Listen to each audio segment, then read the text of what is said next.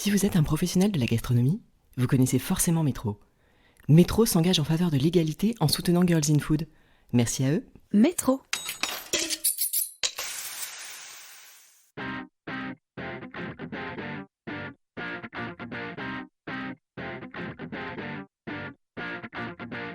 Mathilde Delville est la femme qui fait la pluie et le beau temps sur la scène culinaire française. Elle est la programmatrice de Taste of Paris, le festival qui réunit les gourmands comme les foodies les plus pointus, les superstars des fourneaux comme les jeunes chefs pleins de promesses. Célébrer la cuisine, décrypter les tendances et ravir les gourmets, voici la feuille de route de Mathilde. Tout au long de l'année, elle ouvre l'œil, tend l'oreille et goûte ce qui se fait de mieux en matière de gastronomie en France. L'objectif, faire émerger de jeunes talents et surprendre grâce à une sélection toujours renouvelée. Mathilde et son équipe n'ont pas été épargnées dans cette période complexe pour les organisateurs d'événements. À quelques jours de la prochaine édition de Taste, la plus féminisée de l'histoire du festival, elle nous raconte comment elle a conçu cette sélection et comment elle a transformé en opportunité certaines contraintes inédites. Si vous aimez ce podcast et que vous voulez m'aider à le faire connaître, laissez un commentaire et 5 étoiles sur l'appli Apple Podcast. Vous êtes prêts à passer à table ? Je suis Adeline Glibota et voici le portrait de Mathilde Delville dans Girls in Food. Bonjour Mathilde Delville. Bonjour, enchantée. Est-ce que tu peux te présenter ? Alors oui, bien sûr. Je suis Mathilde, comme tu l'as indiqué. Jusqu'ici, tout va bien. Je suis notamment la programmatrice et la directrice communication, marketing de l'événement Taste of Paris, qui va avoir lieu très bientôt au Grand Palais. Éphémère d'ailleurs, le Grand Palais. Si on revient dans ton enfance, est-ce que tu peux nous parler de la cuisine ? Est-ce que ça t'a marqué ? Est-ce que c'était important chez toi, dans ta famille ? Oui, alors la cuisine a pris une grosse part dans la famille et notamment dans l'histoire familiale. J'avais une grand-mère bourguignonne qui cuisinait beaucoup, qui passait beaucoup de temps à ça, et ma mère qui a pris le relais aussi. D'accord. J'ai eu la chance de ne pas aller à la cantine quand j'étais petite, et de ne pas découvrir ça, et donc du coup de rentrer tous les midis à la maison et de pouvoir manger des plats qui étaient cuisinés frais midi et soir. Et c'est vrai que du coup je pense que c'est resté. D'accord. Et est-ce que tu te souviens d'un plat du dimanche particulier ? Alors oui, un plat du dimanche que on réclame encore avec mes frères quand on rentre à la maison, c'est le lapin aux olives, qu'on avait droit de temps en temps à la maison et qui est vraiment resté gravé. D'accord. Est-ce que ça vient d'une région en particulier ou c'est Non, pas particulièrement. Ça faisait partie des plats typiques que maman cuisinait, comme des plats en sauce, dont elle avait l'habitude. Et c'est vrai que c'était l'un des marqueurs familiaux en tout cas. Et est-ce qu'il y avait un métier qui te faisait rêver quand tu étais enfant justement ? Alors je crois que je me suis beaucoup imaginée championne de quelque chose dans ma cour, dans le jardin, mais est-ce qu'il y avait vraiment un métier qui me faisait rêver ? Pas particulièrement, mais je me souviens avoir eu envie très tôt de travailler dans le monde du journalisme. D'accord. Vers mes 11-13 ans, c'était vraiment quelque chose qui m'attirait quand je commençais à réfléchir à ça. Et puis ensuite, au fur et à mesure de ma scolarité, et puis des options qu'il y avait à choisir, finalement j'ai découvert le monde de la communication et des relations presse, qui m'attirait parce qu'il y avait effectivement ce rapport avec le journalisme, avec l'écriture, la rédaction, mais qui permettait aussi d'aller découvrir d'autres champs des possibles sur ce sujet, et c'est pour ça que je me suis orientée dans cette voie-là. D'accord. Justement, on va revenir là-dessus. Donc oui, effectivement, ton parcours, il est très marqué par les médias, en fait, et la communication. Donc on comprend que c'était quelque chose qui t'a attiré assez jeune. Tu as travaillé assez rapidement en agence, je crois. Oui. Est-ce que tu peux revenir pour nous sur cette période de ta carrière ? de ma jeune carrière. C'est ça. C'était hier. Oui, exactement, quelques années auparavant. J'ai fait un parcours très simple, même très scolaire, on va dire, sur le papier, puisque j'avais toujours envie comme on vient de l'évoquer, de travailler dans la communication et devenir attaché de presse. Donc j'ai fait un IUT d'information communication dans cette belle région lilloise, et ensuite suivi de l'école française des attachés de presse, l'EFAP, toujours à Lille. Ah d'accord, ouais, à Lille, exactement, parce qu'il y avait une antenne à Lille là-bas. Okay. Et du coup j'ai continué dans cette voie-là, et à la fois toute la partie autour de l'IUT m'a apporté des bases, on va dire théoriques et techniques, alors que l'EFAP ça m'a permis d'aller toucher d'autres opportunités, notamment des stages, que ce soit au Festival de Cannes, au Festival du film d'Angoulême, de toucher un peu au monde du cinéma et de la culture qui me porte aussi au quotidien. D'accord. Et en fait, est-ce qu'à cette période-là, tu te disais qu'il y avait un secteur qui t'intéressait particulièrement, donc puisque là tu nous parles effectivement d'un peu de culture, pour savoir un peu aussi comment tu as fait la transition vers la gastronomie. Alors la transition vers la gastronomie, elle n'est pas venue tout de suite. J'ai déjà travaillé dans... Ce qui m'intéressait, c'était le monde du grand public de manière générale. D'accord. Donc mon premier poste en agence, ça a été surtout pour les relations presse pour HP, qui était donc le constructeur informatique, mais toujours dans une démarche grand public. Donc moi, mon background, comme on dit, il vient de là, en fait. Il vient de cet univers-là, et c'est ensuite, après, que j'ai switché dans la gastronomie. Mais c'est vrai que ça n'a pas été un déclencheur tout de suite, et c'est venu plus tard. Est-ce que c'est parce que à l'âge adulte, voilà, tu t'es un peu plus, c'est devenu une passion, un centre d'intérêt, ou est-ce que c'est vraiment une question d'opportunité? Comment c'est arrivé la food un peu dans ta carrière? Alors moi j'ai toujours bien aimé cuisiner. Je tiens ça effectivement de l'expérience familiale. C'est ça, tu as une longue lignée derrière. Voilà, il fallait que j'assume un peu jusqu'au bout. En fait, en 2008, je suis partie habiter à Londres. Et là, je me suis retrouvée sur un poste qui était plutôt ancré B2B, et donc du coup beaucoup moins dans l'univers grand public que j'aimais beaucoup. Et puis, j'ai commencé à avoir justement cette appétence pour le monde de la gastronomie, pour les restaurants, pour la cuisine. Et en fait, c'est en étant dans ce poste-là où j'arrivais pas à m'épanouir complètement, où j'étais pas moi-même, j'ai commencé à contacter une agence de recrutement à Londres pour leur dire vite, sortez-moi de là, trouvez-moi une solution.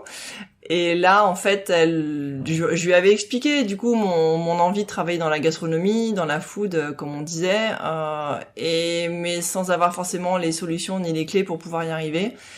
Et elle m'a dit, pourquoi est-ce que tu montrais pas ton blog, et pour faire valoir, en fait, ta passion sur ce sujet. Donc on était en 2008, ça remonte quand même il y a quelques années. C'était vraiment au tout début des blogs. C'est ça, c'était le tout début, Exactement. Et je pensais pas qu'un jour une agence de recrutement allait me faire cette proposition, en fait, enfin en tout cas cette suggestion. Et effectivement, ça n'a pas tardé. Mon blog, on a dû avoir ce rendez-vous un mardi. Mon blog était monté le jeudi, et du coup c'est comme ça que je me suis lancée dans cet univers-là. D'accord. Et c'était une période, alors donc tu étais à Londres, est-ce que tu peux nous parler un peu de la scène londonienne en matière de gastronomie à cette époque-là? Est-ce que, qu'est-ce qui t'inspirait? Qu'est-ce qui te faisait vibrer là-bas? Il y avait beaucoup de choses qui bougeaient, qui évoluaient. On a beau dire, mais les Anglais sont quand même assez précurseurs en termes de concept. Il y avait énormément de restaurants qui ouvraient à ce moment-là, des chefs qui tiraient leur épingle du jeu également, des concepts comme hot dog et champagne dans un restaurant qui venait d'ouvrir, comme un bar à vodka, comme des chefs étoilés qui commençaient à faire des dîners à quatre mains, etc. Et voilà, ça c'était en 2008 à Londres, on sentait qu'il y avait une ébullition un peu différente. En tout cas, la ville vibrait beaucoup sur ce sujet. Donc j'ai commencé à m'y intéresser. De par mon blog, j'ai pu aussi rencontrer pas mal de gens sur cette scène-là. Et c'est aussi grâce à ça que du coup j'ai découvert Taste of London et que j'ai mis les pieds dans ce festival pour la première fois en 2009, je pense. Et du coup j'en ai pas démordu depuis. Et donc de ce blog on le voit plein d'opportunités. Donc c'était un super conseil que tu avais donné cette agence, et et enfin voilà, ce que tu en as fait était super. Et justement, j'aimerais bien qu'on revienne là-dessus parce que donc tu étais à Londres, voilà une ville voilà en pleine d'opportunités. Comment est-ce que tu es revenu à Paris et pourquoi? Alors pourquoi je suis revenue à Paris? Pour des raisons familiales avant tout, parce que j'avais envie de revenir en France, retrouver aussi ma famille qui était présente ici. Donc je suis revenue en 2010, après effectivement 2 ans passés à Londres. L'ouverture de mon blog et cette création d'un réseau autour de la scène londonienne culinaire m'a également permis de rentrer dans une agence food, RP Food à Londres. Donc j'avais commencé doucement, on va dire, changer de direction en termes de carrière. Et quand je suis rentrée en 2010, j'ai remis un pied dans une agence de relations presse, mais toujours dans le tech grand public, puisque c'était mes connexions de France que j'avais avant de partir. Et là, en fait, l'objectif, c'était de justement d'aller chercher de nouveaux clients dans le monde de la food et de la restauration. Donc de développer plutôt cet aspect business-là. Exactement. Ok. Et donc du coup, c'est comme ça que j'ai pu, en fait, un jour, je me suis dit, j'ai tellement adoré ce festival. Je pense qu'il y a une opportunité pour que Taste of London arrive à Paris. Et du coup, c'est comme ça que j'ai contacté les Anglais et que doucement les choses se sont mises en place. Ok, donc en fait, tu as avant tout découvert le concept de Taste donc à Londres en tant que finalement visiteur. Exactement. Visiteuse. Ok. Et est-ce que tu peux nous raconter du coup comment ça s'est fait justement ces premiers échanges? Est-ce que comment ils ont été reçus? Enfin, comment ta demande a été reçue par les Anglais? Je pense qu'ils ont été assez interloqués de se dire mais c'est qui cette petite Française qui nous contacte? Il y avait déjà eu des prémices d'arriver sur le marché français. Parce qu'à l'époque, Taste Festival, il y en avait une bonne dizaine à travers le monde, mais ils n'avaient jamais vraiment réussi à pénétrer la France, alors que justement, on était quand même au royaume de la gastronomie. Mais je pense que il fallait trouver les bons partenaires, il fallait trouver les bons leviers, ce qui n'était pas forcément chose évidente. Donc effectivement, ils ont été assez interpellés et intéressés de savoir que quelqu'un pouvait aussi les aider à mener ce projet à bien. Donc les choses ont commencé doucement comme ça. C'était aussi à l'époque où je pense que Paris était prêt à recevoir ce genre d'événement puisqu'il y avait des nouveaux concepts qui se mettaient en place comme l'Agapé Substance, comme Septime, comme la table d'Akram qui venait d'ouvrir où on sentait que les codes de la gastronomie commençaient réellement à bouger. Donc ça c'était en 2011-2012 et ensuite en 2013 Taste Festival a été racheté par IMG. D'accord. Et IMG qui est une grosse boîte, une grande entreprise spécialisée sur tout ce qui est entertainment, agent de joueurs, mannequinat, etc. Donc qui sait gérer l'événementiel sous toutes ses coutures. Et à partir de là, moi j'ai continué à travailler, on va dire un peu en sous-marin, jusqu'à ce que l'événement, la première édition de Taste of Paris ait lieu en 2015.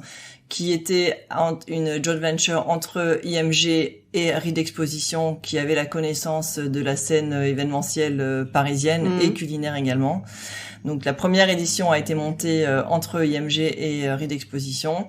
Et ensuite, il y a une équipe dédiée chez IMG à partir de septembre 2015 pour la deuxième édition en février 2016. D'accord. Et donc toi, tu fais partie? Dont je fais partie, exactement. Alors moi, je suis indépendante pour Taste of Paris, mais tout en faisant partie intégrante de l'équipe, on va dire. Et donc du coup, effectivement, on a monté cette équipe. Il y avait une grosse connaissance de l'événementiel chez IMG, mais pas forcément de savoir-faire, en tout cas de connaissances sur la scène gastronomique parisienne. Donc c'est là où j'ai pu apporter toute mon expertise sur le sujet. Ok. Si tu devais présenter Taste of Paris à quelqu'un qui ne connaît pas le concept, comment est-ce que tu pourrais le résumer? Alors, Taste of Paris, c'est le meilleur moyen d'aller goûter tous les plats des chefs étoilés et la jeune génération parisienne qui proposent leur plat signature entre 6 et 12 euros. Donc, si on a envie de cocher toutes les cases des chefs qu'on a envie de voir et qu'on a envie de découvrir, c'est l'opportunité de le faire à Taste. Ok. C'est un joli résumé. Donc pour Taste of Paris, tu as 2 rôles qui sont tu es la directrice à la fois de la programmation et de la communication. J'aimerais bien qu'on revienne en particulier sur le rôle de programmatrice parce que c'est hyper important dans l'événement puisque c'est finalement en quelque sorte c'est toi qui vas définir qui sont les chefs invités et donc un peu voilà la teneur que tu veux donner à l'événement. Comment est-ce que comment est-ce que tu travailles, comment tu choisis, comment est-ce que tu fais d'une édition à l'autre pour faire évoluer le concept, dis-nous en plus. Exactement. Alors notre problématique, elle est avant tout grand public. L'idée, c'est qu'on puisse quelque part être l'instant T de la scène gastronomique et culinaire parisienne et française même, parce qu'on accueille de plus en plus de chefs de province. Donc il faut avant tout qu'on réponde à ça. Les festivaliers, les visiteurs viennent parce que justement en face d'eux, ils ont des chefs qui leur correspondent, ou alors une cuisine qu'ils ont envie de goûter, ou une table qu'ils n'ont pas forcément réussi à réserver, ce qui est aussi un grand sujet, notamment en ce moment. Et c'est vrai que du coup, nous, on est là aussi pour répondre à ces attentes-là. Donc, ma programmation, elle est à la fois basée sur des chefs emblématiques et médiatiques que les gens ont envie de rencontrer. Une cuisine ou un type de cuisine particulier qui fait entre guillemets le buzz actuellement sur Paris ou en France parce que il y a une mouvance sur la cuisine israélienne, il y a une mouvance sur une cuisine indienne ou ce genre de choses, et que du coup nous on est là aussi pour être quelque part un agrégateur de ces cuisines-là. On a beaucoup vu tout au long de l'année dernière énormément de babka, on a vu des bao, et donc du coup ça on va pouvoir le retrouver sur les cours de cuisine par exemple. On est aussi là pour mettre en avant des jeunes chefs qui émergent, qui viennent d'ouvrir leur restaurant. L'ouverture du restaurant est aussi un point, un dénominateur assez important pour justement montrer que pour mettre en avant ces chefs qui viennent de se lancer, ou alors parce que justement il y a une grosse actualité chez eux et que du coup on est là pour surfer sur cette actualité. Donc c'est vraiment un mélange de à la fois les chefs emblématiques, étoilés, voire trois étoiles, chez qui on n'a pas forcément l'opportunité d'aller déjeuner ou d'aller dîner parce qu'on n'a pas le budget ou parce que on se sent pas de passer les codes des palaces. Donc on est aussi là pour démocratiser l'accès à la gastronomie, venir soutenir les jeunes chefs qui sont en pleine ouverture, qui bénéficient d'une belle aura, et avoir justement être représentatif de ce qui se passe actuellement sur la scène parisienne. Ok, ouais, je comprends mieux. Et comment est-ce que tu fais pour justement trouver notamment les chefs, les jeunes chefs qui se lancent? Est-ce que ça veut dire qu'au quotidien, toi, tu vas beaucoup au restaurant? Bon, je parle en temps normal parce que là, on sort d'une période très compliquée, mais est-ce que c'est comme ça que tu découvres aussi les restaurants, les chefs? Comment tu fais? Ouais, alors comment je fais? Je me déplace beaucoup, je m'attable beaucoup aussi entre quelques séances de sport. Effectivement, je suis beaucoup l'actualité et puis j'ai construit au fur et à mesure des années un réseau suffisamment solide pour aussi être au courant de ce qui se passe, des dernières tables qui ont ouvert ou qui vont ouvrir, et au-delà même de connaître ce qui se passe à Paris. Je me déplace énormément en France, avec des étapes dans différentes régions de France, parce que justement moi ce qui m'intéresse c'est de savoir ce qui se passe ailleurs. C'est quand je sens que ça frémit un peu dans une région, quand je sens que y a des tables qui font un peu parler d'elles, et j'hésite pas à monter dans un train ou à prendre ma voiture pour aller justement à la rencontre de ces chefs-là et voir ce qui s'y passe. Ok, d'accord.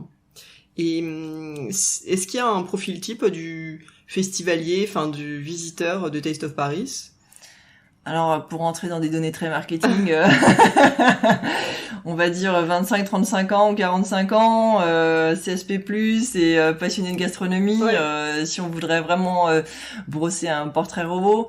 Mais je crois qu'avant tout, c'est des gens qui sont passionnés de foot de manière générale, de toute façon, quelle que soit la tranche d'âge et quel que soit le niveau social, j'ai envie de dire. Ensuite, c'est parce qu'il y a cette appétence aussi d'aller découvrir de nouveaux chefs. Je pense que chez nos visiteurs et chez nos festivaliers, il y a une vraie curiosité. Et on le voit même au fur et à mesure des éditions qui passent, les retours des chefs qui nous disent mais on a énormément de questions sur notre plat ou sur notre approche.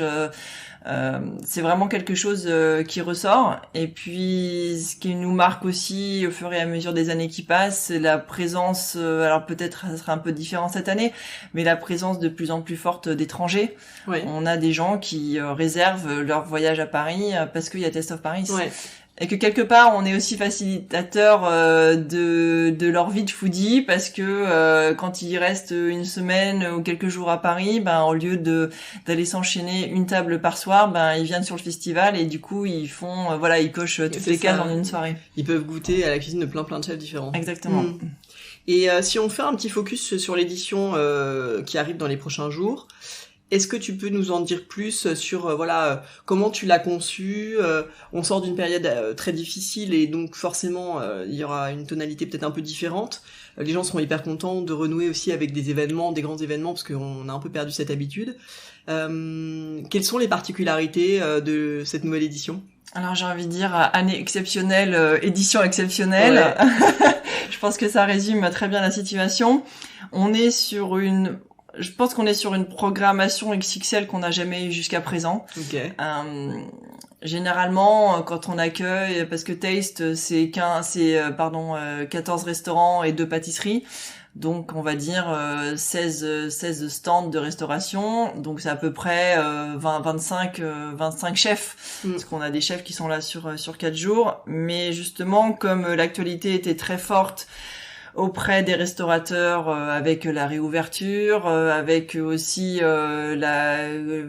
côté un peu complexe, la complexité de s'engager sur 4 jours, on a adapté aussi notre programmation à la situation, ce qui fait qu'au lieu d'avoir des chefs qui viennent sur 4 jours, on a des chefs qui viennent sur une journée. Et on a une vraie programmation de festival, comme un festival de musique où on a un line-up par jour, et nous on a notre line-up de chefs par jour. Donc on peut rester vraiment les 4 jours et trouver une programmation complètement différente chaque jour. Exactement, je pense qu'il doit y avoir en résidence, il doit y avoir 5-6 restaurants qui tournent sur les 4 jours, et ensuite effectivement il y a à peu près 8 chefs qui changent chaque jour. Ok. Et est-ce que ça du coup on comprend que c'est aussi le résultat d'une année particulière et de la réouverture des restaurants qui fait que ça change un petit peu le fonctionnement habituel de Taste. Est-ce que ça te donne des idées pour les futures éditions? Est-ce que tu te dis que peut-être que c'est en fait sympa d'avoir plus que les chefs tournent plus sur les 4 jours ou...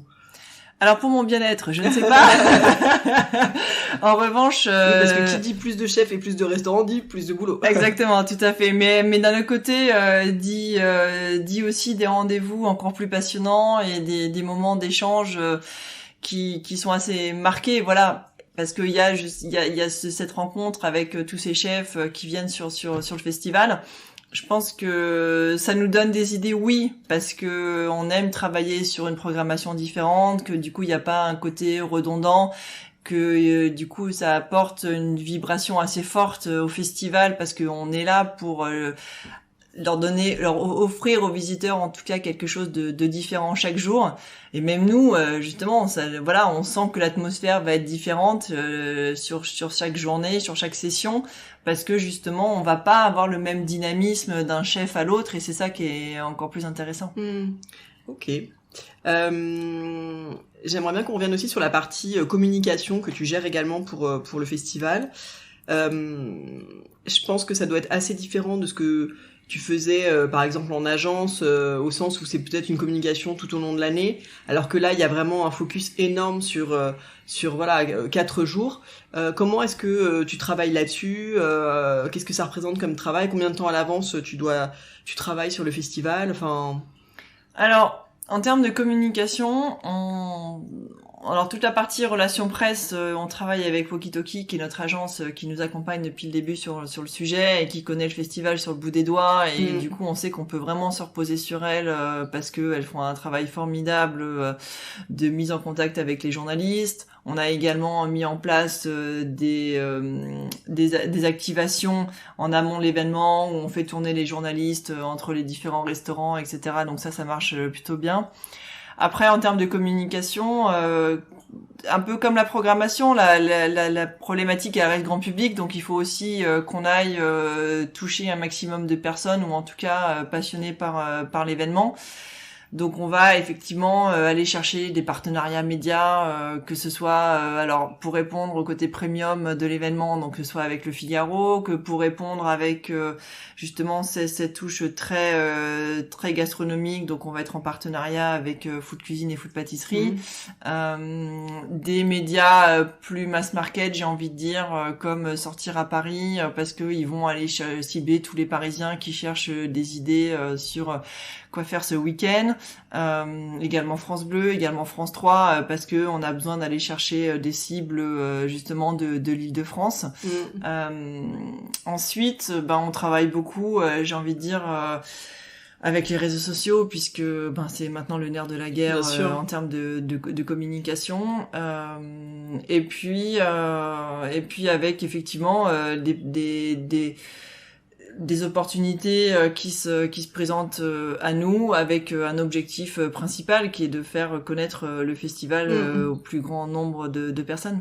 Et comment tu touches les étrangers? Parce que tu nous as parlé de ce cas de figure où des étrangers qui viennent spécifiquement à Paris en calant leur date sur Taste of Paris pour découvrir la scène culinaire française.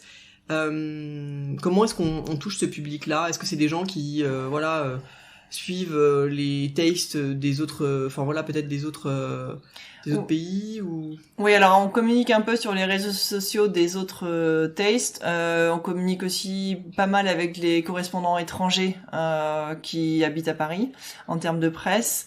Et sinon, on travaille avec l'Office du tourisme de Paris. D'accord. Ou Atout France ou WeChat qui nous permet justement d'aller cibler des populations différentes. Ok.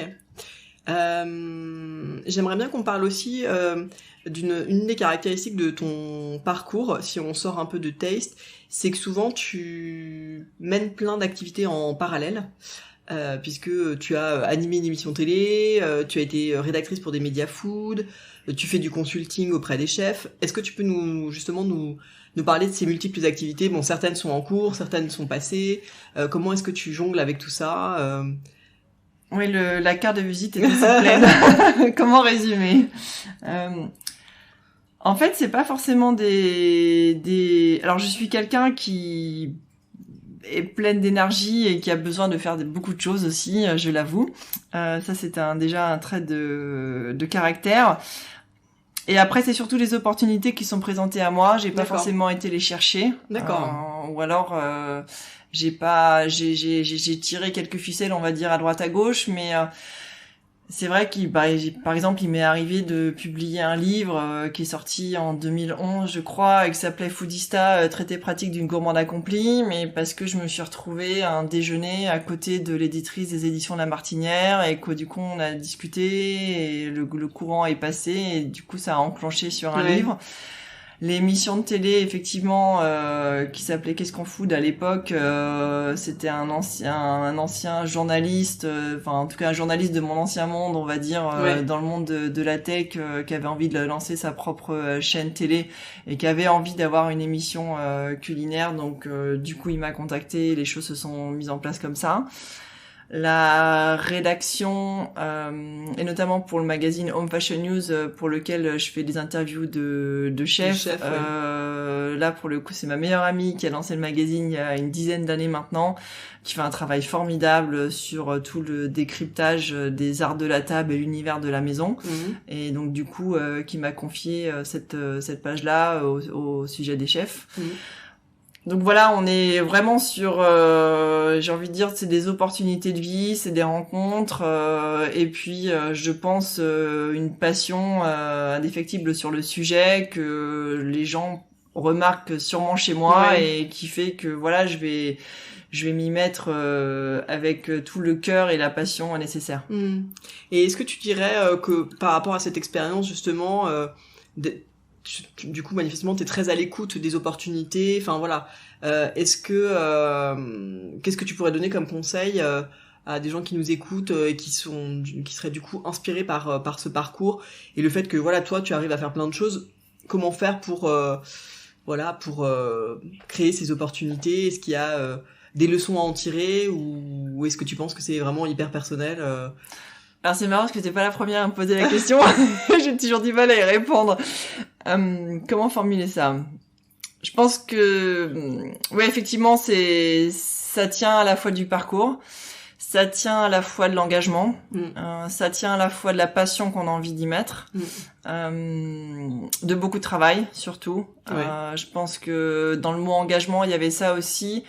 C'est que on reconnaît les valeurs à la fois personnelles et professionnelles de chacun, et c'est ça qui fait que ça fonctionne. C'est parce qu'on va délivrer un travail de qualité, parce que on va avoir je sais pas, une aura un peu différente, qu'il y a un côté peut-être assez avenant et engageant dans la personnalité de quelqu'un qui fait que on aura plus à même de travailler avec lui.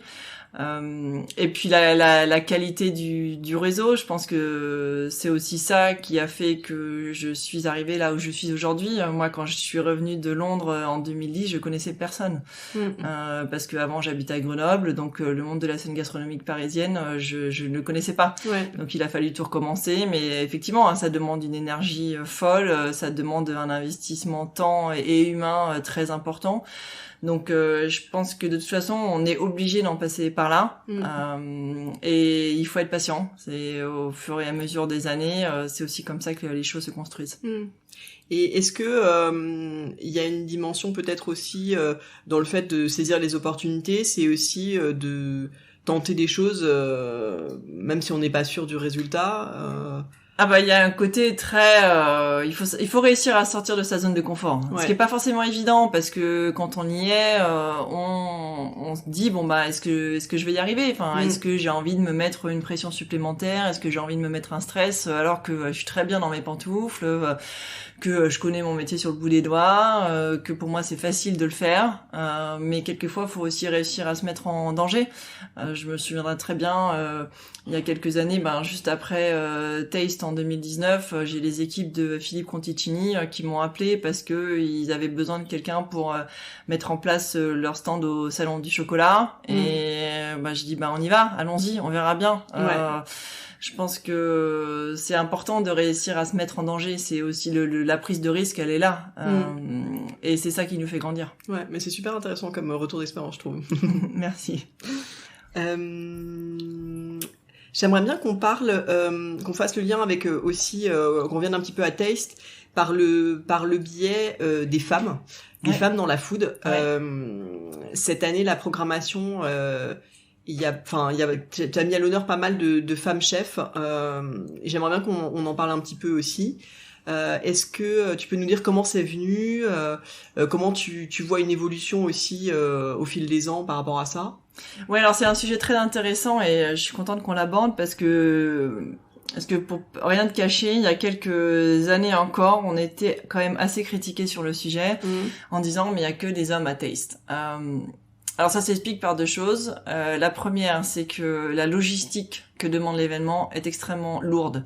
Enfin, en tout cas, importante pour les restaurants, puisque quand on parle de Taste, on parle de environ 9000 portions à sortir sur 4 jours pour chaque restaurant. Ouais. Ce qui veut dire qu'il faut avoir la structure derrière. C'est aussi pour ça qu'on fait appel à des grandes maisons, parce qu'ils ont une brigade, parce qu'ils sont capables de délivrer autant sur le festival.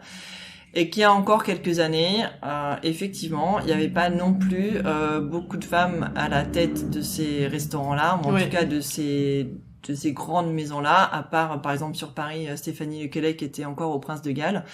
Mais les petites maisons avaient pas forcément la possibilité de venir sur l'événement. Ouais. Donc ça, c'est un premier point. Le deuxième point, et la raison pour laquelle il y en a beaucoup de femmes cette année, c'est parce que comme on a un peu changé notre fusil d'épaule en ayant des chefs qui viennent que sur une seule journée, ça permet de réduire les grosses contraintes logistiques. Ce qui fait que du coup, on parle pas de 9000 portions, mais on parle de 900 portions. Ouais. Parce que, enfin, même 1200 portions, parce que c'est 900 portions, 1800 portions, pardon, parce que c'est 900 portions le midi, 900 portions le soir. Ce qui fait que du coup, c'est beaucoup moins lourd et beaucoup moins contraignant. Et comme on a aussi vu au cours de ces dernières années des ouvertures de restaurants, effectivement comme Stéphanie Lequelec qui a qui a ouvert la Seine, Amandine Chéniaud qui a ouvert Pouliche, des Alexandra Montagne qui vient d'ouvrir Nosso. Ouais. Donc il y a énormément de choses qui se passent sur cette scène-là du côté des femmes, et du coup je m'en réjouis, hein. Je trouve ça fabuleux que du coup il y a un nouvel élan de ce côté-là. On va aussi accueillir des gens comme Béatrice Gonzalez qui, effectivement, on avait déjà démarché les années précédentes, mais qui se sentait pas, qui avait pas forcément les épaules pour, mais qui du coup cette année s'est dit bah oui, bingo, sur une journée, moi je peux le faire. Donc ça a c'est super. ça a beaucoup changé les choses. Et par exemple, ça fait plusieurs années maintenant qu'on accueille le restaurant Ferrandi, qui veut mettre en avant ses anciens élèves, et qui a fait aussi le choix d'accueillir des femmes. Et donc du coup, ils vont accueillir Manon Fleury, ils vont accueillir Adeline Grattard, Nina Métayer et Ophélie Barès. Mais du coup sur un schéma un peu différent, puisque les plats sont produits par les élèves Ferrandi, donc du coup ça rentre dans un engagement pédagogique, et donc du coup ça permet à ces femmes-là qui non plus ne peuvent pas produire chez elles, si on prend Manon Fleury a passé tout l'été dans le sud. Si on prend Adeline Grattard, son restaurant est trop petit, mais en revanche, avec l'aide de Ferrandi, elles sont capables de venir. Donc c'est tous ces éléments qu'il faut réussir à prendre en compte, et pour justement mettre en place tous les morceaux du puzzle.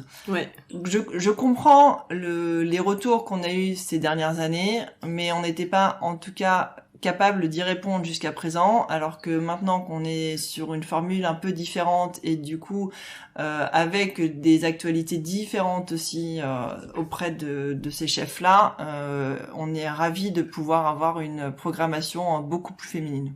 Bon, bah c'est chouette, parce que effectivement ça devient une opportunité pour des femmes chefs, parce que effectivement la programmation elle est un peu modifiée cette année suite à l'année et demie qu'on vient de vivre. Et justement, donc, est-ce que toi tu vois, toi qui est vraiment qui suit vraiment toutes les tendances food, est-ce que tu vois une nouvelle génération arriver de femmes dans la gastronomie? Est-ce que tu, parce qu'on a, bon, la gastronomie c'est quand même un milieu qui est assez masculin. Est-ce que t'as l'impression que ça change en fait, ou? Oui, je pense que ça évolue doucement. Est-ce que ça évolue aussi vite qu'on l'a envie? Je ne sais pas. Non. Je pense que effectivement, je pense qu'il y a une grosse dose de patience à encaisser.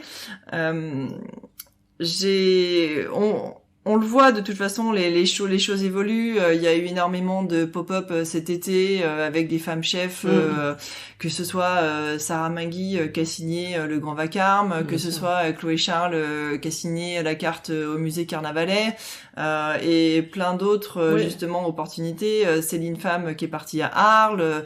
Donc voilà, ça change, ça évolue. Je pense que même Anne-Sophie Pic qui a lancé son food truck, et qui du coup, alors je voudrais pas faire de concurrence au festival qui aura lieu en même temps que nous, mais bon, j'hésite quand même, et je sais qu'Anne-Sophie Pic sera au Lyon Street Food Festival à Lyon ce même week-end.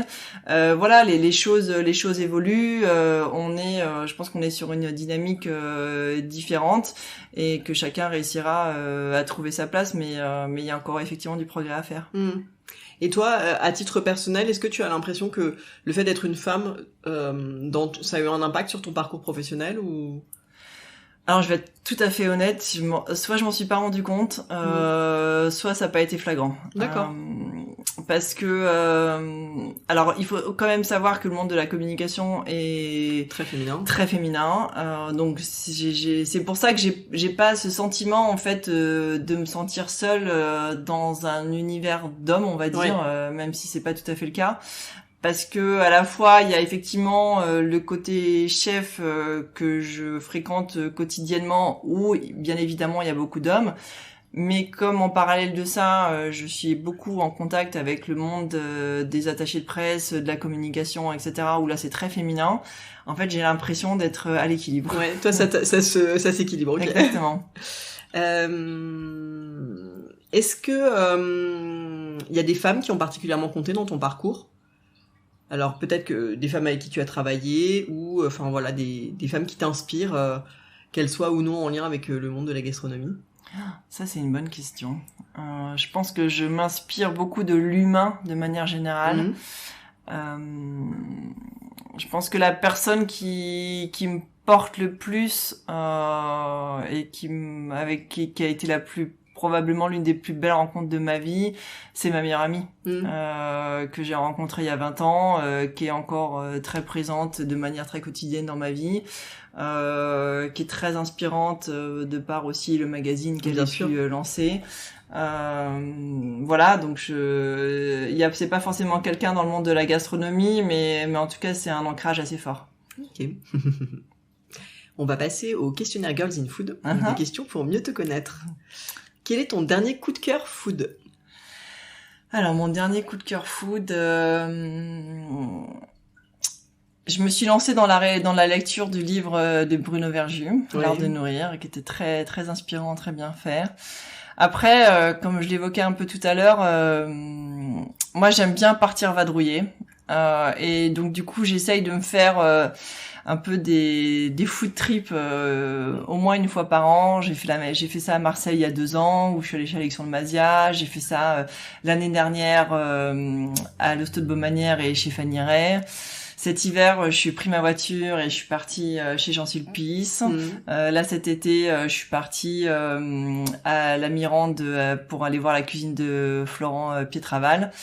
Donc en fait, je pense que c'est des coups de cœur d'expérience, surtout qui m'ont marqué. Okay. Est-ce qu'il y a un plat qui résume ton enfance ? Un plat qui résume mon enfance, on en parlait tout à l'heure, le lapin aux olives. Voilà, il est resté. Est-ce qu'il y a un plat que tu as goûté et que tu n'as jamais oublié ? Alors, il y a une chose un plat qui m'est resté en tête, c'est la fameuse salade emblématique de Kei Kobayashi. Est-ce qu'il y a un aliment que tu détestes ? Alors, je suis pas très fan des endives. Pourtant, j'ai fait 4 ans d'études dans le Nord, mais c'est jamais passé. Ça revient souvent, je dois le dire.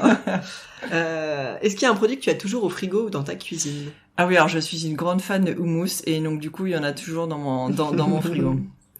Quelle est ta recette fétiche, celle que tu fais tout le temps à la maison ? Alors c'est une recette d'Ottolenghi qui est dans un de ses livres. Alors j'avouerai que je sais plus lequel exactement, qui est une recette de maquereau avec à côté une petite salade de céleri branche, capre, raisin, un peu de miel, la coriandre, et on passe le maquereau au four et du coup on sert ça les deux ensemble et ça marche extrêmement bien. Qu'est-ce que tu écoutes quand tu cuisines justement, quand tu fais cette recette ? Alors moi je suis une addict de France Inter, donc je passe à la fois mon temps à écouter la radio et je suis une grande fan de musique, donc j'ai une playlist complètement éclectique, mais qui du coup va me mener et m'accompagner en tout cas en cuisine. Quel est le resto de ta vie, ton resto préféré de tous les temps ? Ça c'est une question très difficile. Est-ce que quelqu'un t'a donné vraiment une vraie réponse un jour ? Oui, mais souvent il y en a plusieurs parce qu'on ne peut pas choisir. Si, mes deux gros coups de cœur, c'était Alexandre Mazia à Marseille et l'Hosto de Baumanière l'année dernière de Glenville. Mais dans des circonstances complètement différentes. J'y suis allée toute seule, j'ai vécu un moment aussi avec moi-même et c'était très intéressant. Ok. C'est souvent en lien avec l'expérience qu'on vit, je pense. Ouais. Exactement, oui. Est-ce qu'il y a un restaurant qui te fait encore rêver où tu ne serais pas allé et qui est dans ta liste ? Ah, je rêverais d'aller chez Dominique Crène. Ah oui, bah moi Ouais. aussi. Mais je crois que Dominique Crène vient à toi. Oui, alors on est particulièrement fiers sur ce sujet. C'est vrai que en fait, on va accueillir le restaurant métro Tout le monde contre le cancer, avec l'idée de chaque année de soutenir une association différente. Et du coup, Dominique, de par son expérience, est assez engagé Bien sûr. sur le sujet. Et donc, du coup, avec ses acolytes que sont Yoni Saada, Simone Zanoni et Rushite Shima, ils vont venir cuisiner chacun un plat au sein de ce restaurant-là. Et effectivement, on aura le grand plaisir et l'honneur de sa présence à Taste of Paris. Ça promet. Ouais. Dernière question de cette interview. Quelle femme souhaiterais-tu entendre dans un prochain épisode? Alors j'ai réfléchi et j'aimerais bien donner la parole à Géraldine Martins. Je sais pas si tu l'as déjà interviewée. Non. Voilà. Alors je suis peut-être pas la seule à la citer. Non. Elle est comme moi. Elle a démarré avec pas grand chose. Elle sortait de son école de journalisme. Moi c'est pareil, je revenais de Londres. Je pense qu'on débarquait un peu toutes les deux à Paris au même moment. Et du coup, on a grandi en parallèle, chacun dans notre chemin. On se retrouve aujourd'hui parce que c'est elle qui s'occupe des photos de tous les plats du festival. Ouais. Donc on se croise à peu près Avec un énorme talon. Ah, exactement. Donc on se croise à peu près une fois par jour en ce moment. Mais voilà, et puis d'une gentillesse et d'une humanité inouïe. Merci beaucoup Mathilde. Mais merci à toi. Et bien à très bientôt. À très sur vite. Taste of Paris. Exactement, on a hâte. Un grand merci à Mathilde Delville pour sa participation à Girls in Food. Si ce podcast vous plaît et que vous voulez m'aider à le faire connaître, mettez-lui 5 étoiles et laissez un commentaire dans l'appli Apple Podcast. À bientôt pour une nouvelle interview de femmes inspirantes.